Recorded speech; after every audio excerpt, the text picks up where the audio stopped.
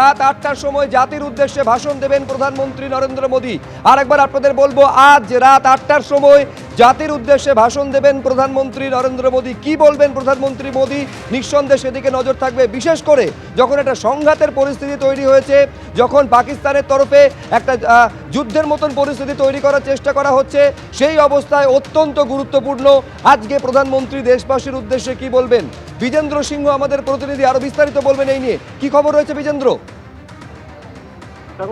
8টার সময় প্রধানমন্ত্রী নেশনকে অ্যাড্রেস করবেন আজকে, যেটা তৃণমূল সূত্র থেকে জানা যাচ্ছে। এবং সেখানে মূলত যে ভারত পাকিস্তান নিয়ে যে যুদ্ধ চললো সেটা নিয়ে বলবেন, পহেলগাম নিয়ে বলবেন। এবং আমরা জানি কি যখন পহেলগাম ঘটনা ঘটেছিল তারপর কিন্তু বিহারের একটা জনসভাতে তার বক্তব্য আমরা শুনেছিলাম যে তার জবাব দেওয়া হবে এবং যারা দায়ী তারা কিন্তু পশ্চাত্য করবে কি এই ধরনের ঘটনা তারা কেন ঘটালো সেটা তিনি বলেছিলেন।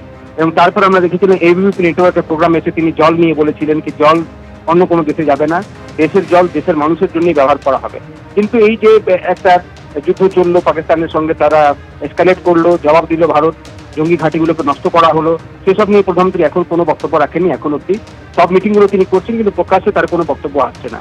আজকে 8টার সময় তিনি নেশনকে অ্যাড্রেস করবেন এবং সেখানে মনে করা হচ্ছে এই যে পরিস্থিতি কিভাবে তৈরি হলো, ভারত কিভাবে জবাব দিল, সেসব কথা প্রধানমন্ত্রীর মুখ থেকে দেশবাসীরা শুনবেন 8টার সময়।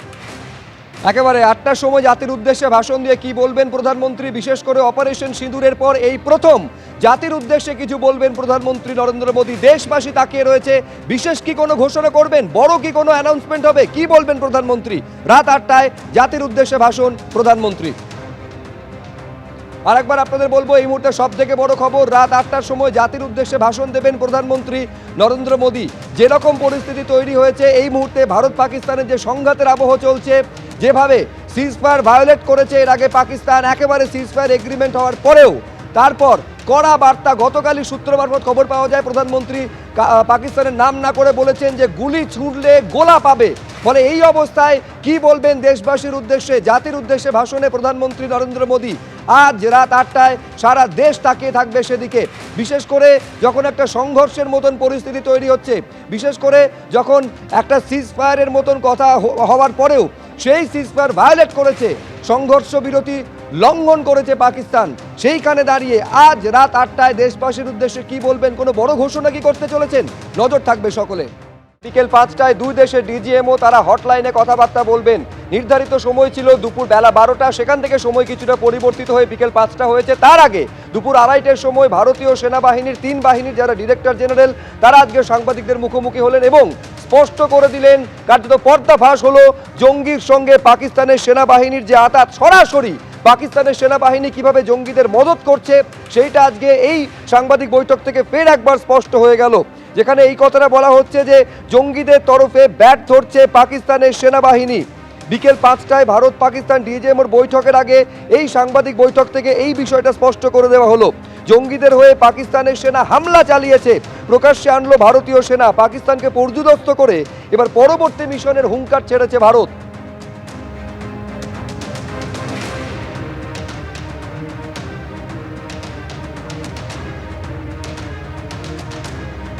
পাশাপাশি যেভাবে পাকিস্তানের ওপরে প্রত্যাঘাত চালিয়েছে ভারত, পাকিস্তানের তরফে যে হামলার চেষ্টা করা হয়েছে তা কিভাবে ব্যর্থ হয়েছে সেটাও তুলে ধরেছেন আজকে এয়ার মার্শাল একে ভারতী, যখন তিনি বলছেন পাকিস্তানের বিমানের যে হামলা ক্ষেপণাস্ত্র তা রুখে দিয়েছে বায়ুসেনা। তুরস্কে তৈরি রকেট উড়ে এসেছিল পাকিস্তান থেকে, সবকটিকে নামিয়েছে বায়ুসেনা। স্বয়ংক্রিয় পাক ড্রোনকেও ধ্বংস করেছে বায়ুসেনা। How have Indian forces managed to minimize the damage to both civilian and military infra in the country, in spite of the unrelenting efforts by the Pakistani forces? I've had a lot to say about the layered and integrated air defense systems put in place by the Indian Armed Forces. This robust AD system comprises of a large variety of multi-layered AD sensors and weapon systems, from point defense weapons like the low-level air defense guns, shoulder-fired manpads, and short-range surface-to-air missiles or SAMs. The numerous waves of drones and unmanned combat aerial vehicles employed by Pakistan were also thwarted by the indigenously developed soft and hard kill counter US systems. Shown on the screen is a probable enemy PL-15 missile, which is of Chinese origin. This missile has missed its target, and you can see the pieces now which are available with us. Another weapon system or weapon which was found was the long-range rocket, the pieces of which you can now see on the screen.